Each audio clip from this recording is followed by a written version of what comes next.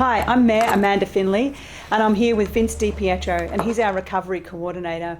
Vince, the last 6 to 8 weeks have been pretty intense, and this organisation has really chugged through some work. What have you noticed while you've been here, and you've never been on a council before? I suppose the most immediate thing that I've learned and noticed up front is that if properly focused and the priority is understood, people just get on and roll their sleeves up and get on with the work.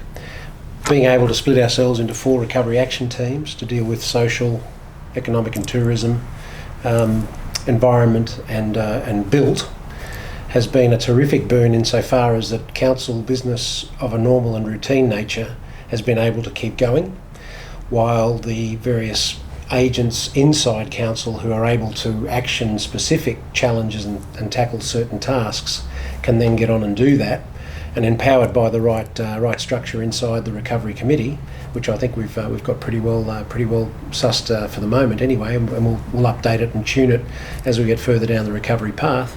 I think if we get those two things in balance, which was pretty well where we are now, we end up with the sort of list that I'm preparing to present to council tonight, which is about 30 or 40 items of real positive recovery activities designed to meet the aim of getting the Shoalhaven back on its feet as soon as possible. As recently as only 3 hours ago, as you know, we saw Endeavour Energy on the site here talking about the Shoalhaven Council's vision, which is to look through the windscreen and basically emerge from this fire as better and the disaster in a better condition than we entered it. So we're already starting to talk about what other ways of generating and storing power can we use to make communities more resilient in the face of emergencies. So there's a whole bunch of stuff which is going on, which is actually, I think, really delivering some positive and worthwhile and sustainable recovery.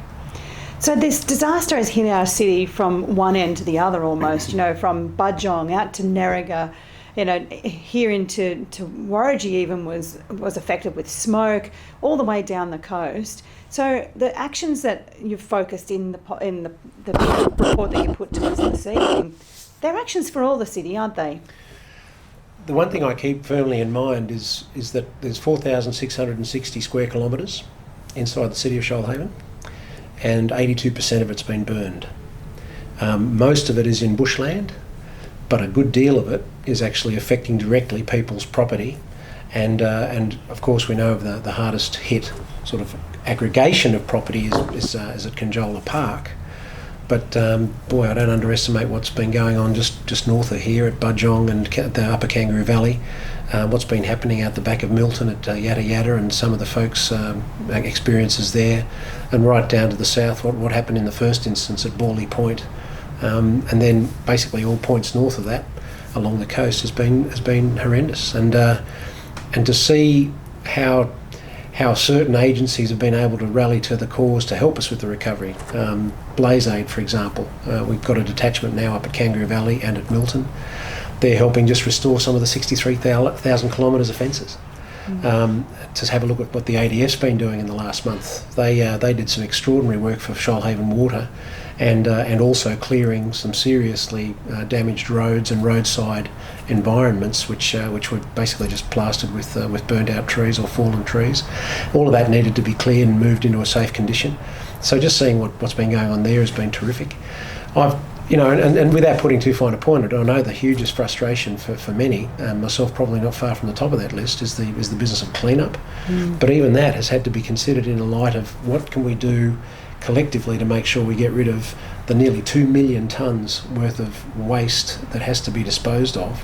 How are we going to do it safely and not create another health or public safety emergency by not treating it properly? And then, of course, inside the suburbs that have been hit, you've got houses which are asbestos and hazardous material contaminated, and others which are not. But you can't clean one up without doing the other at about the same time, or you end up contaminating either or both again. So there's a huge bunch of considerations which I think have been very carefully and methodically worked through. The business of clean-up is about to start seriously. We're working very closely with Langer O'Rourke. Tomorrow morning at 10 o'clock, I've got a 90-minute Skype conversation with the leader of Langer O'Rourke's effort in New South Wales. All of that is focused on making sure we establish partnerships from the very first moments to get the work done in a logical and a methodical way and in a safe way. And I know that that's frustrating a lot of people, and I sympathise with that and empathise with it, because it's frustrating me too. My mind says let's just get on with it, but we've got to do it in the right sequence, or we'll end up causing a bigger problem. Yeah. So Vince, I'm really pleased with the report that you're bringing to Council tonight, because I think we've made a really solid start in the recovery effort that needs to happen. And we know that it's not going to take just months. We know that it will take, a couple of years. And the actions that you have delivered to us already has been fantastic. I really thank you on behalf of all of the council, behalf of all of our community, for taking on this mission and for really giving it your best. I've really admired watching the way that you collaborate with other people, and I think that people need to know that we've got you on our side, and that's terrific. Please don't make too much of that. I really don't underestimate how much effort people are putting in. And there's an awful lot of folks working extremely long hours, and we're getting an awful lot done.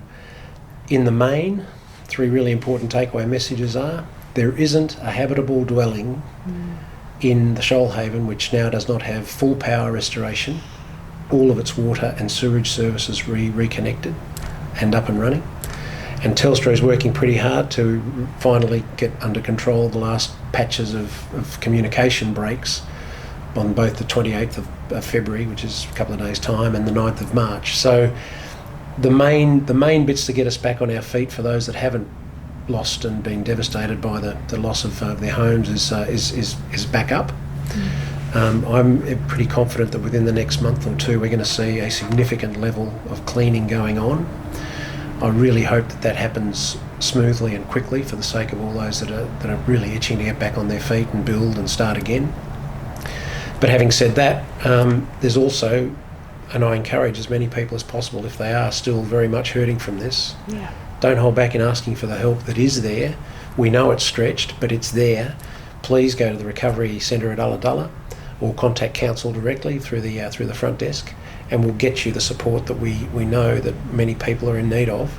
And don't hold back in asking for it. But in the meantime, the work that's got to go is underway, and it's certainly not being treated lightly. And I just assure everybody out there that's a Shoalhaven ratepayer like me, we're not. It is not in our interests, either as a ratepayer or a council, to see any part of this council area not back on its feet. Every building that's down is rates we're not collecting, is water we're not billing, is services we can't provide. That's costing council money. So for everything that's broken and down, it's in our best and only interests to get it back up as soon as possible.